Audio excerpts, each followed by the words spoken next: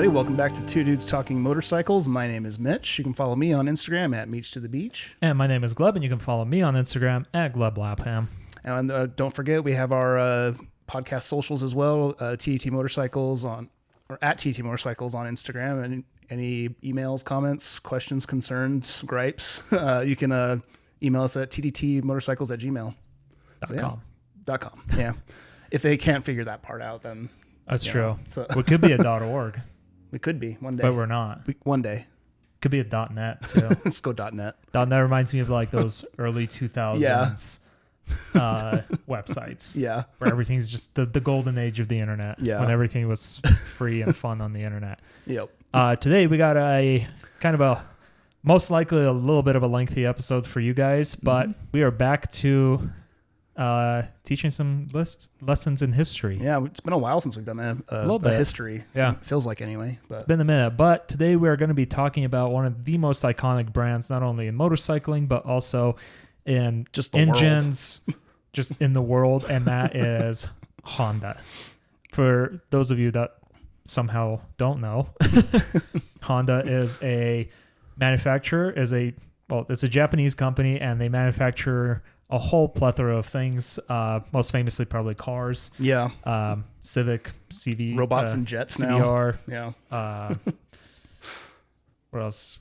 Accord. Yeah. Bunch of cars, your average everyday consumer cars, but also some fun cars here and there. And your like lawnmower's probably a Honda. So. Your lawnmower's a Honda.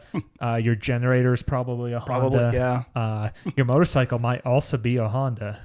Yeah. Our first bikes were Hondas. So, yeah. So I figured it'd be a pretty... decent topic to talk about since we both had Hondas, and they're. I think I've been rewatching it. I've been catching up on Itchy Boots. Oh yeah, and it's crazy. Like you see so many different Honda bikes around the world because not only like here we get like the bigger models like the African Twin, the CB500, like all of these different things kind of made for more like a consumer market. But it's crazy how many bikes they also manufacture for a like much smaller, more like developing markets where you get these small 125cc engines. Yeah, even when we were in Mexico, like all the little Honda bikes that were just available in the grocery store. Yeah, you can literally buy it at the grocery store. It was crazy. Yeah. But it's kind of one of those things where once again, and we've talked about this on the show before, where here in the States we see motorcycling as very much a hobby, but there's so many places around the world where it is very much like the method of transportation for so many people. Yeah. So, but anyways, we'll jump right into the history here of Honda. Yeah, we'll start from the very beginning. So buckle up and get ready to hear the word Honda a lot. A lot. Yeah. So I was going to say Japan, but Honda started in Japan. In the beginning, it was founded by. Also, I have to apologize for any mispronunciation. Yeah, Soichiro Honda in 1937, and they were actually, I didn't know that they started out making piston rings for Toyota. Saw that too. Yeah. No idea.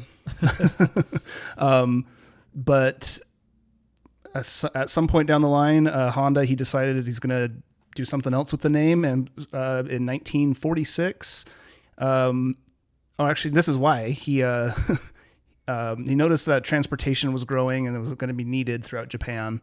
So he switched over and started making bicycles with surplus military motors attached to them. Which is I think a very common theme amongst motorcycle manufacturers. The natural progression, right? Yeah. Like, so here's a two-wheeled vehicle. Let me just slap a little motor on it. Yeah. Make it a little easier to get around on it. Yep. So, but this very first one, the first motorized bike, it was called the A-Type.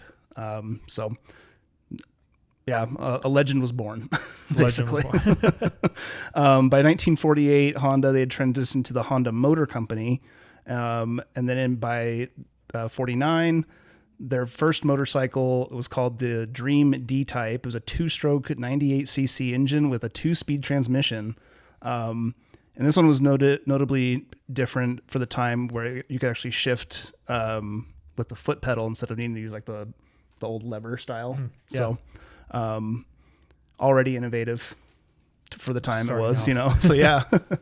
But 49 was also the year that Honda met Takeo Fujisawa. The two were apparently they were best buds, or business buds, I guess. With Fujisawa being the more like sales business guy, and Honda being the creator, builder, maker. So very cool. Yeah, and then we're right into the 50s where. So this is now after. Well, I guess 46 was also after World War II, but yeah, but. Yeah, by 51, the U.S. and Japan signed the San Francisco Peace Treaty, which officially ended Japan's state of war with the U.S. And then they went through some tax incentives and stuff, which to get Japan back on recovery methods and getting their country growing again. Yeah, so I can't imagine like just the amount of devastation. Well, yeah, we kind of. I mean, there's the big devastation, Yeah. but also like there was like the fire bombings and just all of that stuff. So I can imagine it's like similar story to a lot of European countries where so much of the manufacturing and businesses, just everything was just bombed out. Yeah, well, like with destroyed. with the Japanese Empire, a lot of their economic growth was tied up in their military industry. Yeah. And then being demilitarized, it could not have been a great time for Japanese citizens. Yeah. On top of the bombs, it was bad. But yeah, but it kind of worked out for Honda, I guess you could say, because this is a really good time for them to take part in that growth and expansion and reconstruction. So throughout Japan, bicycles with motors were like the most popular, most efficient way to get around on the island during this time. And Honda was like, okay, well, my market. So he created the Cub F-Type, and it had an iconic white gas tank and red engine. And I guess we still kind of see that. Honda's kind of like known for being like red and white. Yeah. Very much so. It still kind of sticks with them from there. And then by the end of 52, Honda's sales networks expanded from 400 outlets to 13,000. It's pretty crazy. That's huge for a year. It's a very. I don't know much about business, but I'm assuming that's a lot. I mean, yeah. So it just seems, a lot, especially for a country recovering from a war. Yeah. Then by 54, with their, Honda basically just became popular overnight. And then so they announced that they wanted to start competing in the Isle of Man. And if you remember from our Isle of Man episode, during this time, European bikes dominated. Pretty much it was pretty much it. Yeah, it was all European Western bikes. So the Isle of Man project was headed by Kiyoshi Kawashima, he basically took over research and like how to compete with these other brands and stuff from there. So this was the same year they also partook and finished the Sao Paulo International Auto Race. And they also released their first scooter, the Juno K-Type. So, and I looked it up. It was really funny looking. It has like a hood and a windshield in front of it. Huh. And like, it has like a little like overhang for the for the rider. Really? Yeah. So That's pretty wild. Yeah. It was pretty cool. I really love going through like all our different history episodes. Just the amount of like wacky ass bikes companies would try out, like in like the 50s and 60s and 70s when things were kind of like more emerging. And we've seen so many like different. Yeah. Oh, I was going to mention for that Dream D-Type, their first like real motorcycle. It looks nice actually. Like It looks like a classic old bike. Sweet. Yeah. I guess you'd say it almost looks like an older like American cruiser. Yeah. Yeah. It's like they had their style down very cool, really well at the start of that. So, going into 55, Honda. Oh, they came out with their 1-year warranty. So I couldn't find anything if that was like unique at the time or something. That's a good point. So, but no, it kind of makes sense though, because as we go on, you'll see that Honda is also kind of popular for being or famous for being like the ones who mass produce bikes as well. Yeah. That which is going to be part of their success. And for our listeners, kind of keep that in mind as we talk throughout the history, because I feel like it really goes down to Honda's like work ethos and stuff, and kind of like what makes them the company that they are today, and what allows them to like why they produce such like quality, reliable engines and machines and vehicles. Yeah, like two engines that are made on the same line are going to be exactly the same. I mean, good industry, so really. So they know what they're doing. Yeah, and also should have prefaced this when I started. I was gonna have like a list of like all sorts of different models, but hundreds of models. Yeah. So I just you'll get some bits and snips of it here, but I'm not gonna list every single one. It's kind of how I went with my side of the research too. Which I'm covering the more modern era, which is why you're wondering if I'm sitting a little more quiet right now is because we haven't gotten to my sections yet. But going over, I mean, all these manufacturers that we've covered before, they make tons of models, so many iterations, and covering them all would just be a crazy feat. So I always like to prefer to focus on ones like more iconic models, or when there's like the first model of the specific line came out. Yeah, for sure. So, I mean, there's just so much of it. I'm looking at my notes. I'm like, this is gonna be a lot. This is a lot to get out. Yeah, but so their 1 year warranty. I also included the 55 was the year that they released their general purpose VN type engines, which I was guessing was used for all sorts of stuff. I wasn't sure if the VN type was specific to motorcycles or scooters, but yeah. Yep. So, but then Honda also came out with their first overhead camshaft engine, and that was launched on the Dream SA type 250cc. If I remember right, that one kind of looked a little bit more like the start of a CB, I believe. I could be wrong there, but that older like CB style look. Yeah, but yeah. Into 57, Honda joins the big leagues and gets into the Tokyo Stock Exchange. The first Honda 2-cylinder motorcycle was called the C70, released in 1957. And then this was the year that Honda took part in a race, the Sama Volcano race junior class, and they took first through fifth place. So own the leaderboards. 58, Honda Soichiro, he was quoted as make something that can fit in the hand. And then following these words, Honda wanted to design motorcycles, size and weight that literally anyone could approach and handle. Not these big, giant, complicated machines. Yeah. So very, very smart going on. And this was actually what led to the creation of the Super Cubs C100, which, Super Cubs are still around. Yeah. And they still have that classic timeless look. Like, pretty much. What we always harp on about, what we like about Triumphs, So they do they're small, but like funky looking. Yeah. So they look like they're from the 50s. Yeah. So, And then, by 1959, American Honda Motors is established in California. The Super Cub C100 was introduced to Americans, and I think at that point it was just kind of over. I think because that's when America started becoming obsessed with Honda machines. And I remember watching and I'm sure I think that happened in the 80s during the Reagan era, where we might get to later is where Honda was really, really taking over the business from Harley Davidson, a lot of the American brands. Yep. And it started with a Super Cub. Yep. Yeah. So that wraps up the 50s and that into the 1960s.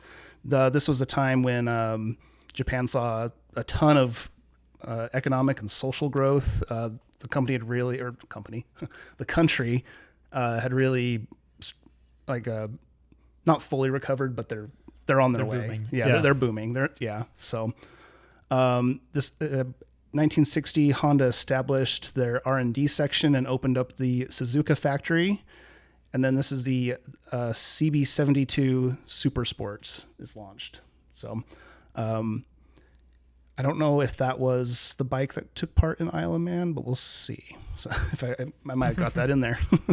By 61, European Honda Motors is established in Germany. Honda Racing, then claims first through fifth positions in the Isle of Man, both in the 125cc and the 250cc classes. Like, so they hit the Isle of Man. Swept it. Yeah.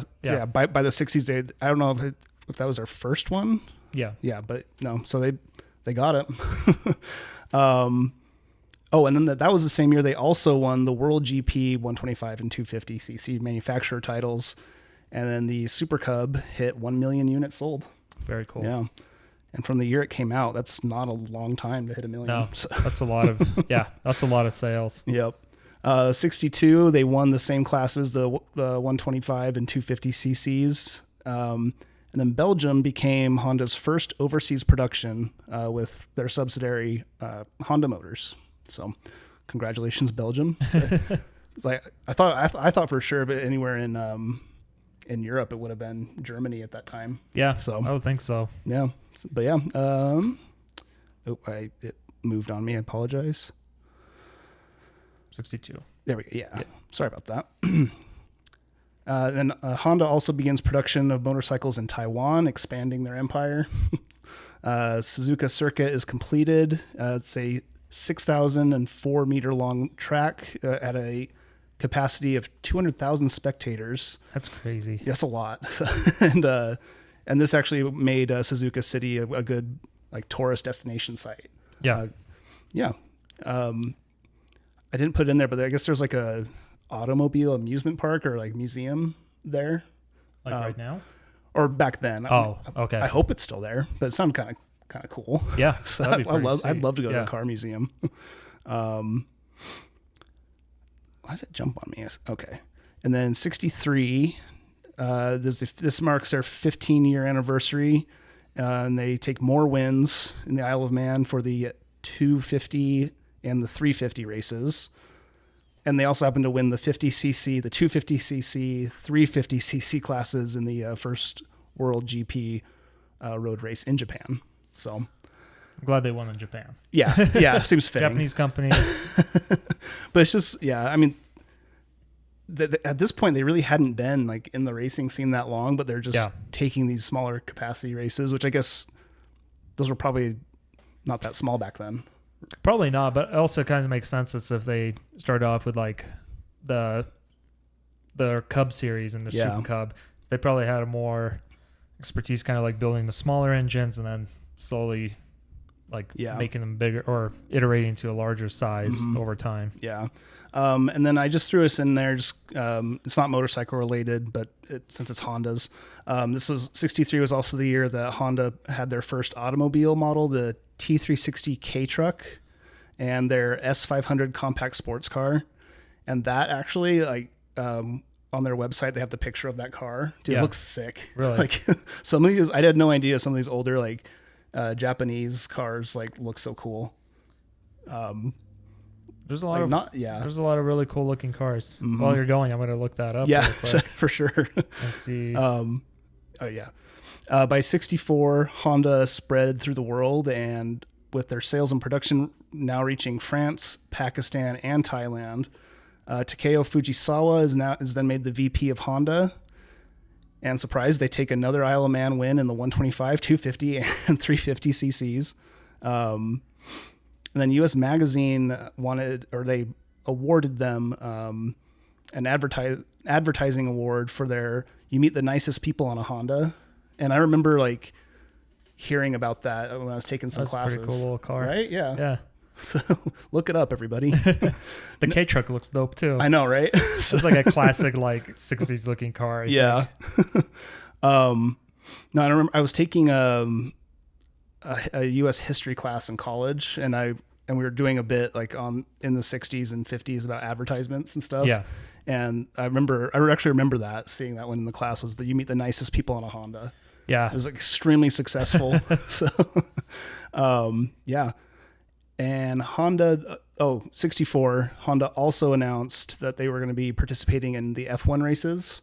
And the RA 271 is first seen at the German GP. And it looks like that classic like race bike with no protection whatsoever. Your head just sticking out, you know. It's like really race car or race bike? Race car. Okay. Yeah, for F1, yeah. a lot just happened in the 60s. So, Yeah, it seems like it. Yeah. Just a crazy amount of growth and wins for Honda. 65 wins in 1965, they win the F1 Mexican GP. 66, they take first in all 5 World GP classes. Wow. Right? Like 67, Honda overtakes Germany as the second largest automobile producer in the world. And they win the F1 Italian GP. Just scoring wins after wins. Yeah, they're going nuts. Yeah. So 68, the Honda, more F1 wins. But then for some reason at 68, they ended their racing activities in F1. Why? They were on such a streak, and maybe they got bored, but it's like we can't even compete anymore. Yeah. 69. Okay, so I was wrong before. So 69, they launched the CB 754, spelled out FOUR. Mm-hmm. And this was the first mass-produced motorcycle with a parallel 4-cylinder engine. Single overhead cam. Oh, yeah. Engine. Thank you. Yep. Hydraulic disc brakes, double cradle frame, 4 mufflers, top speed of 200 kilometers per hour. It's fast. Yeah, especially for that time period. Yeah. Yeah, insane. Where was I? Oh, yeah. It's obviously that outperformed a bunch of other flagship models. Yeah. Yeah. And then it spawned the popular term Nanahan, which I guess is 7.5. Like just a nickname for it. Yeah, a nickname for it for the a large motorcycle. So and it just dominated the European motorcycle market. Just insane. Very cool. Yeah, actually, would you want to read the 70s while I take a drink of water? Yes, go for it. So in the 70s, we saw the big oil crisis with the initial regulations happening in the U.S. And at the time, I feel like up until the 70s, U.S. manufacturers were dead set on making like big block V8s that pump out like 10 horsepower, but have like 1 billion pound-feet of torque. And they made boats, giant land yacht of cars. But gas got more expensive, fuel supply got cut shorter. Therefore, people wanted something more efficient, and that's when Honda launched their CVCC engine and launched the Civic, which is one of the most iconic cars in the world. The Civic is still made to this day, and it's still in the same like compact sedan or hatchback. Yeah, it's kind of weird. category. It's like labeling a Civic as iconic, but it really is. Like, they're so common. Yeah. Like, everyone knows what they are. Everyone knows what a Civic is. It's I took my driver's ed in the Civic back in the day. Oh, nice. Yeah. I've had ones as rentals before. I mean, they're everywhere. Yeah. They're around the world, and they've always been kind of like this economical, reliable, efficient get around car. Yeah. Like, aside from like, the Type R, like some of the souped up models, I mean, it's been kind of this like, this is the car that will get you from point A to point B, and it will do it reliably and safely. Which is great for consumers. I'll still take my bike over a car. Honda and Fujisawa retire, and Kiyoshi Kawashima is made the president, and motorcycle development is moved to a newly established Osaka R&D center. And in 1975, the GL 1000 Goldwing is launched, which is also a very iconic motorcycle. Yeah, I was about to say. And in 76, Honda released the Road Pal, a motorized bike intended for women and families, named the family motorcycle. I like that name. I think I meant to put it nicknamed. It was nicknamed the family motorcycle. The bike itself was called the Road Pal. Yeah, okay. Yeah. That makes more sense. Yeah. Honda begins to participate in the World GP TT F1 race and wins the F1 class.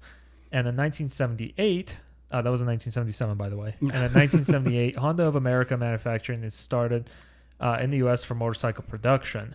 The first Honda Prelude and Lawnmower are released, and Honda makes the first stainless steel vacuum bottle. Fun fact. Yeah, I had to put that in there. It's not vehicle related, but I had no idea that it wasn't until like the late 70s that we got the first vacuum seal bottle. So. I didn't know Honda made that. Me either. That's kind of funny. Yeah. And in 1979, Honda competes in the testing course for the Tochigi Proving Ground.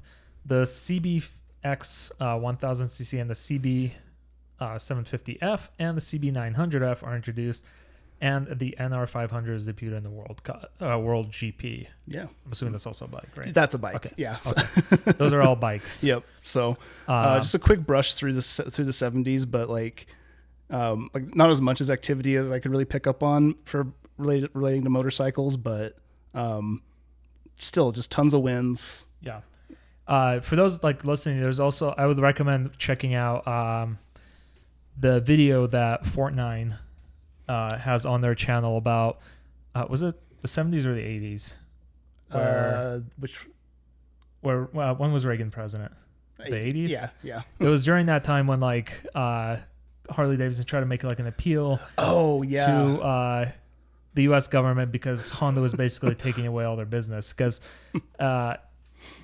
they try to move the motorcycles, and I think that really ties back into like the what was it called, the family motorcycle is like, instead of it being this like big heavy machine with this kind of like meant for free tough rider, tough outlaw, tough spirit, Honda's like, here's a little bike for your commute. Here's a little family bike that anybody can ride. And then that started kind of taking away sales from Harley Davidson. Yeah. And so they're like, Daddy government, please help us. I like to think that Honda's response to that in the suit was like, skill issue, get good. Yeah. But it just kind of like, it's funny because it's the free market. But once the free market works against a company, they like a little regulation. Well, hold on. What does free market mean now? Yeah. Yes. But then moving on to the 80s, which we kind of already segued into it. The 80s saw that continuing recession that started in the 70s and trade friction with the U.S. as the yen's value grew dramatically, leading to basically a bubble economy that was kind of teetering on the verge of collapse. And that might come back to haunt them. Yeah. So this was met with extreme competition in Japan's export industries. The tax scooters launched, with women rapidly joining the workforce as part of the family motorcycle mindset. And the Goldwing gained a few pounds. Goldwing gained a few pounds. The GL 1100 Goldwing is launched, and motorcycle rivalry with Yamaha begins, with Yamaha creating a similar model to the Road Pal. Yeah, and the Honda SR1000 wins the Road Race Endurance World Championship. Yeah. So, I guess I never like considered like why Honda and Yamaha used to, I guess, be rivals. Like they still kind of are, but they were competitors, you know. But, apparently it's actually marked in history as a rivalry over the Road Pal and whatever Yamaha made. Very cool. Maybe we'll see more of that if we ever talk about Yamaha. Yeah. Which we probably will in the future. Mm-hmm. Yeah. So by 1981, Kengo Kiyama wins on his NR 500 All Japan Championship Suzuka 200-kilometer race. The new Super Cub 50 was put out that was capable of hitting 105 kilometers per liter. So going back to like we're dealing with an economy issue, oil crisis. That's a huge win for your vehicle sales. If it only had a liter tank, right? Yeah. So, I'm not sure how much. Yeah. What the gas tank all it was, but that would be. It would be funny. Yeah. So you'll get there, but that's as far as you're going. So. By 1982, Honda's motorcycle production begins collaborating with.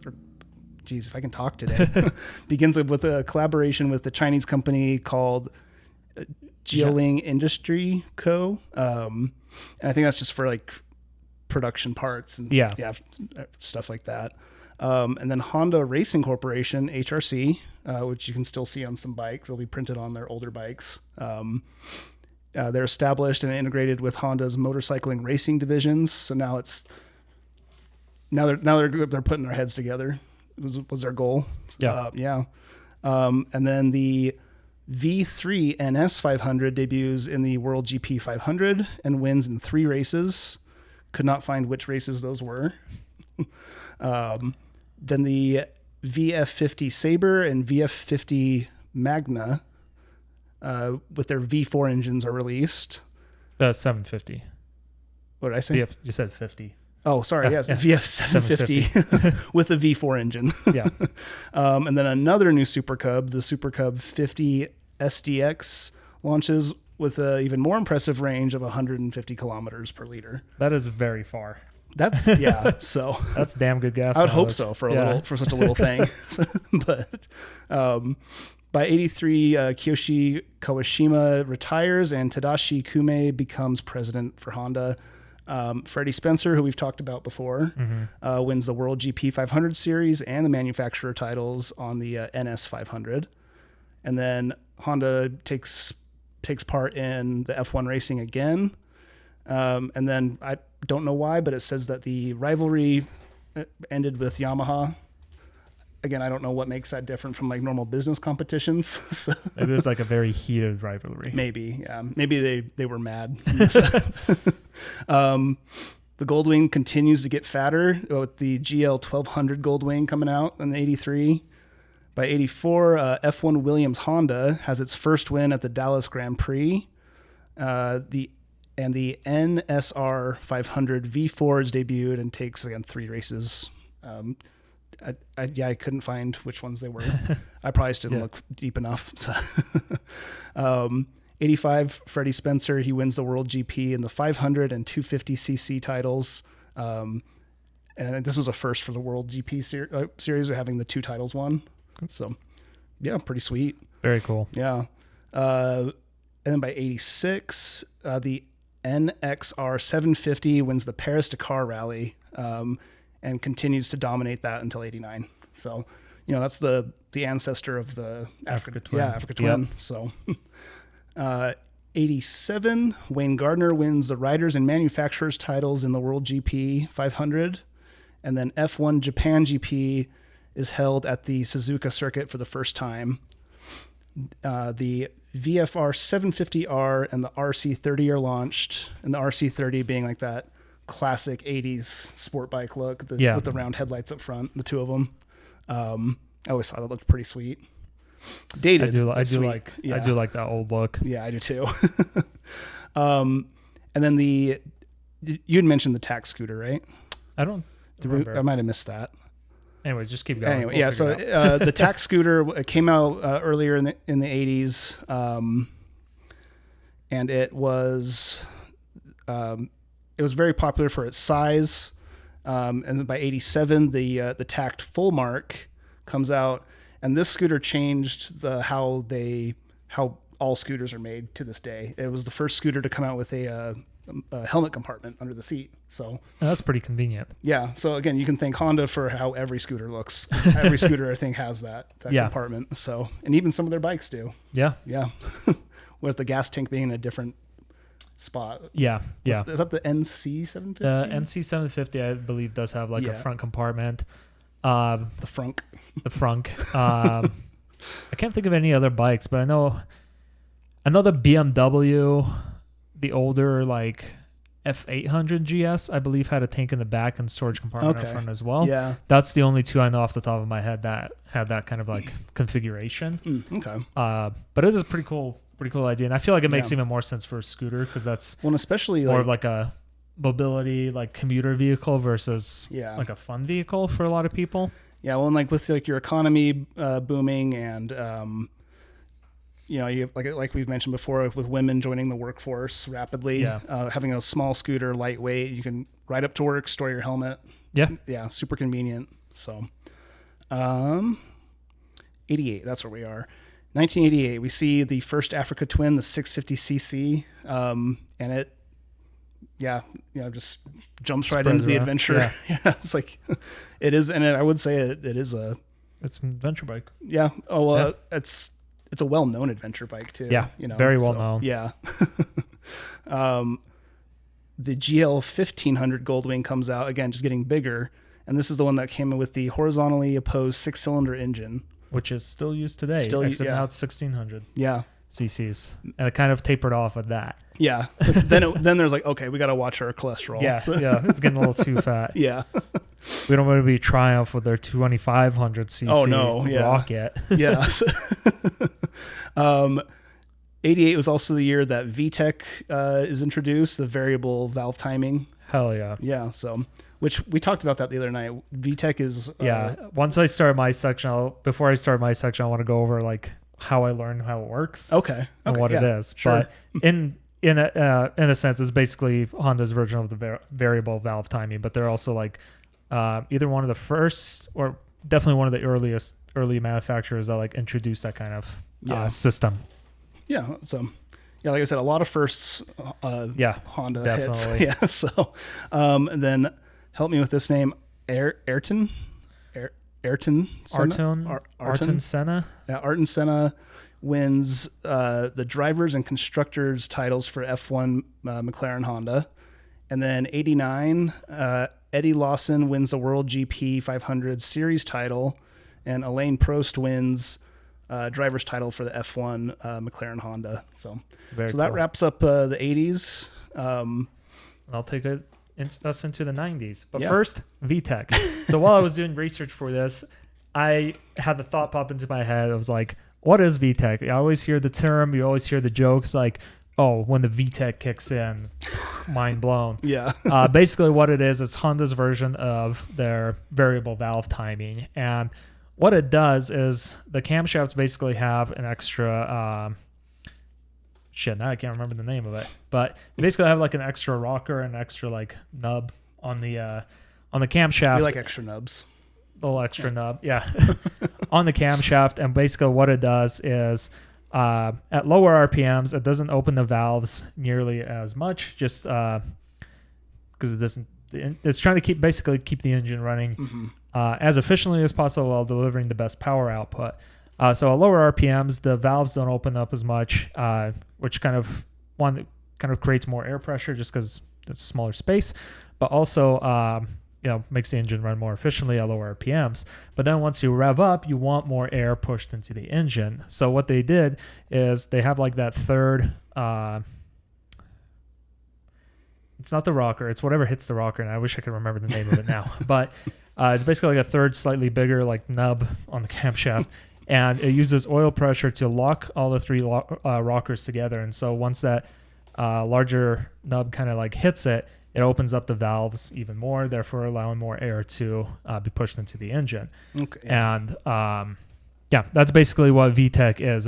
It's variable valve timing, but it's a mechanism it's purely mechanical. I'm sure now it's probably more electronically controlled nowadays. I don't look into the modern version of it, but back then, and even now to this day, but I'm sure, like I said, there's more electronics involved. It basically uses oil pressure to allow the valve to open up more, therefore making the engine, giving like an engine more power, especially if it's like a smaller engine, while also allowing it to still remain efficient. Gotcha. Very cool system. But now pretty much every car has variable valve timings, and each of them have like their own name for it. I know Toyota's is like VVT, which is literally just variable valve timing. And pretty much all manufacturers have some kind of system that's similar to that. Okay. So with the 1990s, the bubble economy finally collapsed, which led to a recession and the financial crisis. Tadashi Kumo retires, and Nobuhiko Kawamoto becomes the fourth president of Honda. Faced with an unprecedented business crisis, Honda introduced a company-wide total quality management ethos. So basically, that is what I was talking about earlier. This is the reason why Honda's products are the way that they are. They are very focused on the quality that they deliver. And basically the key points of the TQM philosophy is they're carried to this day. And the key points are establishing a quality center to gather data and provide feedback, implementing a quality cycle of planning, doing, checking, and acting, and providing quality management education to employees. Honda works to ensure their products and services result in 3 joys. Joy for people who buy them, joy for those who sell them, and joy for people who produce them. The TQM functions on the premise that the quality of products and processes is the responsibility of everyone who is involved with the creation or consumption of the product or service. So basically, what my mind interpreted that as, and this is directly from Honda's website, like the history of Honda, where I got most of my stuff, is basically like Honda wants to make sure that everybody in the production line, from the design to the end product to even the customer, has that sense of joy. You know, they want their people to be good at making them, at designing the product, at manufacturing the product, at selling the product. And they want the consumer to be happy with the product. And that kind of philosophy is still carried on to this day. And it was really cool to kind of read about it, just because it's basically what makes Honda's engines and components so well built, because it's a process of like making sure that everything is done to a certain standard, which I know like a lot of manufacturers, have like quality and standards and things like that, but I think this really speaks to like how ingrained that is into like the culture of the company. Yeah. And when I first read it, my first thought was like, oh, this is starting to sound like corporate speak, It kind of is, but I was thinking about it too. And, where Honda was doing like mass production, it's, you're a worker for Honda, you're building the bikes, like, but you're in a factory, you have a factory job, whereas like with a smaller manufacturer, like in the Long Way Down, when Ewan McGregor and Charlie Borman go to the Moto Guzzi factory, like everything's like, you have like enthusiasts working on the bikes, and it's not just a factory job. And it's like, for such a large company and large factory production, not everyone's going to be a motorcycle enthusiast. Some people are just going to show up to work. Yeah. But with Honda doing this, I think that's, like you said, that really helped like get that quality to be well known. And especially the part where it's like doing checking and acting, providing quality management education to employees. And I think that's one of the most important things pretty much in any industry, is like having that kind of like the education, providing like employees and people the right tools and the right education to do their job properly to the company's standards, versus just like hiring someone who like you can't, like, it's a conundrum of like, when you're looking for your first job or like for a job out of college, and it's like, you need experience. Everyone wants you to have experience to get the job, but you need a job to get experience because some companies don't really want to train people to do the job. Yeah. And I think that was a very important part, like the management education to employees. Well, and it's really good too, like for that education part of it, is that they can, you're presenting, Honda was giving all their employees like the opportunity for a career path if they wanted. Like you can learn about quality management and quality control and everything from there, which, you're fresh off the street, first job. Yeah. Basically. And like I said, TKM functions on the premise that the quality of the product and process is the responsibility of everyone that's involved with the creation or consumption of the product. So, and that's where, it goes back to like gather data and provide feedback. If there's customers that are unhappy with the product, they take that feedback, iterate on it, make the product better. Okay. The 1990s also saw the Honda's Creative Mover Lifestyle series, creation series, to kind of help boost the sluggish sales in the 1990s. And one of the first creative movers that they made was the Honda Odyssey in 1994, the same year I was born. So if you're from Utah, the Honda Odyssey is also known as the Mormon Assault Vehicle. So. I think that's the big Chevy vans. Was that the Chevy vans? Okay. Yeah, for me, it's just any minivan. The Odyssey is too small for the 12 children families around here. Yeah. Now, the Honda Odyssey, which is still a minivan that's produced to this day, which I personally never been in one, but I always hear great stuff about them. And low-key, I don't know, people that dog on minivans, 100% wrong. That's my hot take. You want a 3-row vehicle that's convenient, that can fit your whole family, that's easy to transport things in. Minivan's the car for that. I hear you, but coming from a family with a lot of siblings, I hate being inside a minivan to this day. But is that really that much worse than being like inside a 3-row SUV with the same amount of people? Like a Ford Expedition or something like that. You can get there faster. I don't know. No. I've had minivan rentals. Like when my coworkers and I recently went to Vegas, our rental was a minivan. I loved it. Yeah. Honestly, one of the best things. The back seat is comfortable. The front seats are comfortable. It's plenty there of is room. That. Yeah. And I will say, I'm not trying to dog on all minivans, The Honda Odyssey is by far better than I think it was the Nissan Quest. I hated that thing. I think I it don't was the even Quest. know what it looks like, but It looks like a minivan. So I think that's what it's called. That's anyway. my hot takes. Minivans are better than 3-row SUVs, and the argument. But the 1990s also saw the basic. Sorry, I'll go back to the Odyssey. The concept in the series continued to expand after that, based on the concept that the car is a tool for people to create and direct their own lives as they wish, and the main character is always the person. So it's kind of going back to that TQM where it's a very human-centric design. The cars are made for people to be inside of them instead of for the car to be like more or less like a hassle for the person to operate. The 1990s also saw the launch of the iconic Honda NSX, sports car created with the human-centric, again, concept in mind, with the idea that anyone could drive a high-performance car. It was the first mass-produced car in the world to adopt an all-aluminum body. And on the motorcycle side of things, Honda saw the launch of the Africa Twin 750, which is based on the XRV 650 model that you just talked about, the Dakar model. In 1992, saw the launch of the CB500 Super 4. Awesome bike. Yeah. Iconic bike. It's got the big straight 4 engine, and it's got those awesome 4 headers sticking out. Oh, iconic look. And that bike pretty much has continued like up until like 2005. Yeah. Oh no, like even 2010, even later than that. Or variation of it. Anyways, the Super Cub came out of Honda's Big One project, which aimed to determine what Honda's naked road sports bikes should be like for the new era, for the 1990s era. Honda also secured a win in all 3 World GP classes in the Japan GP.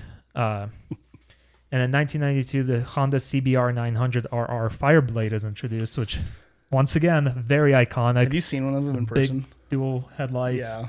They look beautiful. They do. It's a very iconic looking bike. Yeah. The CBR 500 or the CBR 900RR Fireblade has had a new inline 4-cylinder engine that introduced a side cam chain and an upper crankcase integrated with the cylinder in order to achieve a compact and lightweight design.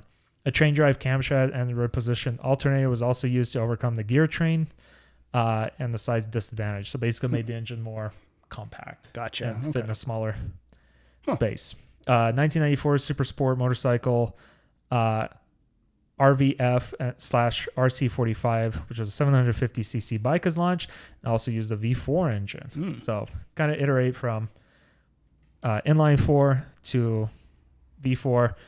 1995 also saw the win of the WGP manufacturer titles in the 500 and 125cc classes. 96, Honda established new motorcycle companies in Europe and Vietnam. 1997, cumulative global motorcycle production reaches 100 million units. And then the WGP 500 and the NSR 500 with all. I'm actually not sure what I meant by that. Scratch that. Never mind. Unfinished note. And then 1998, the CB 1300 Super 4 is launched, and iconic bike. I need to look that one up. I will show it to you right here. Oh, yeah, you got it. I don't, but I will have it in 2 seconds here. Was that the 90s? Yeah, it was 98 for that one. So, so the 90s saw like still a lot of like. That's the Super 4. Oh, that's right. Yeah. Okay. And then that was in what, 19? Beautiful bike. The Super 4, you said? Yeah. The 1300 was 98. Yeah, I saw the old one though. So that it's pretty much similar thing. But they had like a video on their history website of both bikes in action, and the exhaust note, just everything. I love it. It's a very classic looking bike, but it's got this big old engine just like sticking out of it. Yeah, it looks awesome. Absolutely love it.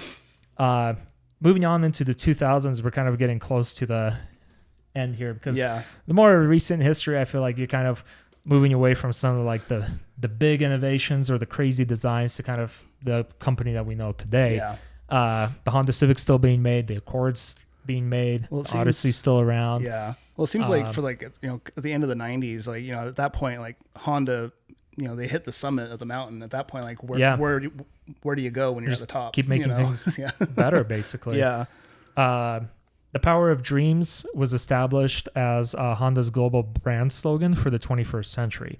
The slogan demonstrates the company's will of independence in an era of mergers and acquisitions, seeking and realizing dreams together with people. So, like, it's a very big trend going through all of Honda's history. Is like, it is a company that's focused on the people, not necessarily like making a product that people will enjoy using and making a good product for people, like, so they keep using it. Yeah. Honda enters the F1 racing with a joint project with the British American Racing, and then the CBR 929RR Fireblade is launched. This time it has launched with fuel injection, replacing the carbs of the previous Fireblade. That probably made some Fireblade owners very happy. And then used Honda's variable exhaust system. In 2001, Honda established Honda Motorcycle Japan amid slowing motorcycle sales. So they basically split the company a little bit, made its own motorcycle-specific company. Yeah. And with the rise of electric-assisted bikes, decline in youth population, and the rapid spread of like cell phones and internet were thought to be a factor in like declining motorcycle sales. The demand for motorcycles shifted from just being like a commuter bike or just like an appliance to being like a means of self-expression, which is kind of what we see here in the States, basically. Yeah. The new company's, the Honda Motorcycle Japan, the new company's goal was to establish a structure with comprehensive functions for motorcycle sales, service, parts, and accessories, as well as advertising and PR to respond to customer needs. In 2002, following the the establishment of the specific Honda motorcycles, in 2002, Honda established its Dream Network of motorcycle dealers that specialize in sports bikes for sport bike enthusiasts. The Dream dealerships include well-equipped showrooms, specialized maintenance, and safe driving instructions by qualified personnel. In 2003, Valentino Rossi, legend, wins the MotoGP manufacturer on the RC211V. And then the CB400 Super 4 equipped with VTEC Spec 3 engine is launched. There's that VTEC again. Yep. Successful first flight of the Honda Jet concept is also launched, equipped with the HF111 engine. If you didn't know, and I didn't know this until maybe like 3 or 4 years ago, Honda makes jets. They have a plane. Yeah, of course they do. They have a jet with like an actual small jet engine plane. A Honda engine in the plane. Yeah. I had no idea until like just a few years ago, and my mind was blown. Yeah. It was like the same when I found out that Yamaha made pianos as well as motorcycles. Yeah. Except on a much bigger scale. But Honda and GE established the GE Honda Aero engines, a joint venture for sale and customer support of light jet engines. And the CBR 1000RR is also launched. In 2005, the Super Cub sales reached 50 million units. And the 1.4-liter VTEC engine is developed, achieving both powerful running and lower fuel consumption by controlling valve timing. Honda's aircraft company in 2006, Honda Aircraft Company is established to develop, manufacture, and market the Honda Jet aircraft. And in the MotoGP side of things, Nicky Hayden wins riders, rookies, and manufacturer titles on the RC211V. Honda also launches the Honda Motorcycle Riding Training for safe motorcycle riding education in Japan. Okay. And then in 2007, Honda debuts the MotoGP RC 212C, which is an 800cc V4 engine. With a 800cc V4 engine as the answer to Ducati's MotoGP, that it's significantly outpaced the Ducati bikes. 2008 also, Honda used a pneumatic valve return system, which allowed them to, on that bike, Honda used a pneumatic valve return system, which allowed them to rev the bike up to 17,500 RPM. And Honda also launched the world first, as far as I know, I think it's the world first, and only motorcycle with an airbag built in. That was on the 2007 model year Goldwing. Huh. They don't have those now, do they? They do have an airbag. Do they? Them. Yep. Wow. It's right where you think the fuel tank would be. Okay. There's an airbag that pops out. Huh. Even the new models still do in fact have that. Well, I learned something new today. Yeah, which is kind of crazy for a motorcycle to have an airbag built in. Yeah. So as far as like the rest of 2000, I feel like, like I said earlier, it's kind of started getting to more of like, here's these small innovations here. They made a robot at one point as like a proof of concept to, I remember that be thing. a robot like robot assistant, bunch of extra race wins, and iterative kind of like improvements on their bike model. So there was really isn't like too many big leaps or anything like that happening. Really after like 2008, 2009, there was like the more hybrid tech included and introduced in cars. The Honda Type R launches at one point. ABS is added to bikes and just kind of those little things. And Honda does keeps on continuing on making like not only cars and motorcycles and trucks, but also generators, boat lawnmowers, engines. boat engines, plows, like anything that involves some kind of an engine. Honda has their hand in it. And you know what? There's a good chance that a bunch of these old ones, like even back to the 70s, are still running to this day. Probably 100%. 100%. In 2017, the Super Cub series reached 100 million units sold cumulatively across all the eras. Jeez. All bunch of stuff. Yeah. So I figured like at that point it was kind of more Yeah. like, okay, we kind of know the modern history of it.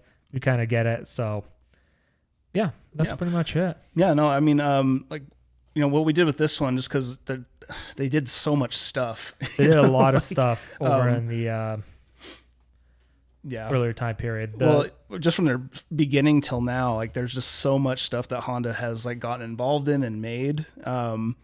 And also like we listed off like all those accomplishments and stuff like that. Like, I also just wanted to like drive home the point too. Like, if you ever go back and watch like older movies like from the 70s and even into the 80s, 90s, Honda motorcycles were huge. Yeah. Like, the cool kids rode them, and it was like young people going out and getting into trouble as it portrayed in the 70s movies. They were likely on a Honda, on a CB probably. Because they had they were dominating the market. They were the most popular manufacturer sold in the US for a while. Here's another little fun fact. So in 2018, the Goldwing saw the first revamp in 17 years. In 2018? 2018. Wow. So for 17 years, This is since the 2000s, pretty much like the same bike, just slow, like smaller iterations on it. So for almost 20 years, it was pretty much the same. But now it's the revamp version that's around. And when we rode the Goldwing, I was like, I could see myself riding one of these when I'm old. Oh, 100%. It was such a comfortable bike. I absolutely love that thing. And that brings us into 2020s, which is pretty much the Honda we know today. Yeah. The Cub is still around. They're making some electric vehicles. Oh, that tracks. Like the new Prelude is electric. There was been, I think, one other one, like an SUV-ish thing. I haven't kept up on electric cars too much. That one, the Hunter Cub. The Hunter Cub. We saw somebody riding that on the trail. We were on our big adventure bikes, and someone's on the trail just cruising around on that. The 11th generation Civic is launched in 2021. Been around for a very long time. Yeah. The still making jets. And I didn't know they were still making jets. I thought it was just like a venture. Honda Jet Elite 2 was launched in 2022. Wow.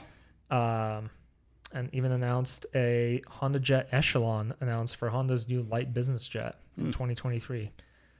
So Neat. Honda is still very much around, very much a successful manufacturer, and kind of just cruising along. We had spoken before, we have on a show, how we like our Triumphs or we like Ducatis for the character. Yeah. Which true. It is true. Yeah. But like, obviously, not everybody who's going to get a bike is like, it's like, I don't need character. I just need a reliable. Yeah. I just want something that I know will work. That's easy to maintain. Looks good. Looks good. Most of them. I was gonna say like most of them. Like, I think Honda. I think Honda could make some changes in their aesthetics to their bikes. Some of them, yes. Some of them, yeah. Others, like the Africa Twin, phenomenal looking. Looks amazing. No changes needed. The CB 650 and 1000s, those look awesome. Yeah. Yeah. The street still using that inline 4. Yeah. So good. I mean, I like the Honda Rebel looked good to me. That's why I got it. Yeah. So my NC I thought looked okay. It looked fine. Well, like, and when I was looking at getting a bigger bike, right, before I got the Scrambler, like I went and test rode the Scrambler, and then and I fell in love with it. But I got back on my Honda, and it was like I was afraid. It's like, oh man, this bike's gonna seem boring and small now. Yeah. And it's like, no, it's still fun. I still enjoy this bike. I think I just found the bike for me. Yeah. And I'm not sure. Like, maybe one day I'll get a Goldwing, but like, I don't know if I'll buy another Honda now. Yeah. Personally. But there is like something to be said about like how surgical the bike feels. Like that, the engine's very smooth. The throttle is just, precision, it's very well made. Yeah. But I like my bike to sometimes sound weird. If we get on Ducatis, like those with the dry clutch, the clacking around. It's like, that's just cool. There's a lot of fun. And I think it's just like, boils down to like the different philosophies of the different manufacturers. Like, and we kind of see that from a lot of like the Japanese manufacturers, where the bikes do feel like a little bit more like clinical, a little more surgical. I see it from like German manufacturers as well. They're kind of known for that. Like with BMWs, everything feels like it has to be really precise. Sometimes to some people, like means the lack of character. To others, that means like, oh, it's going to be reliable. It's going to run longer. And I feel like with motorcycles, you do have a little bit more leeway of, you can add more character to it. You can switch out the exhaust. You can mess around with like the engine parameters, like the ECU and a little bit and things like that. Kind of add it back in. But Honda's known for making good, reliable products. Yeah. And while a lot of their products, especially like in the car market, I feel like are more of like a utility vehicle, like the Civic, the Accord, the Pilot, the Passport. It's very like, this is a car meant for people to be driving to work, to their friends, to maybe camping, to do errands, to commute in. But they also have a few bangers like the Honda NSX and the Honda Type R, which I would love to drive because that thing looks absolutely fun. And then on the motorcycle side of things, we have something like the NC 750, which is a very commuter-friendly bike with its helmet compartment. All the way to something like the Firebird or like their CBR 1000 like series sports bikes, which I've never ridden one, but I'm assuming it's a lot of fun. Or to something like the Africa Twin, which is full on globe-trotting adventure bike. I did ride an Africa Twin. Yeah. But yeah, I think that's all I have to say on Honda. Yeah, I mean, if you end up buying a Honda, you're making a good decision. You're not going to regret it. Yeah. So. And we were going to mention this at the beginning, so if you're still listening at the end here, we did see that Ducati announced the new Ducati Desert X, and then just today we saw that Yamaha is finally bringing the Tenere 700 World Raid, to the U.S. market. I'm very happy about that. Which I'm very happy about it too, because it looks like a very good package. So in the next episode, that's the first thing we're going to talk about. Yep. Anyways, thank you guys so much for listening. Hopefully you enjoyed this History of Honda episode. If you have a Honda bike, feel free to send us a picture of your Honda or car. I don't care. Either one. But yeah, thank you so much for listening, and we'll see you guys in the next episode. See ya.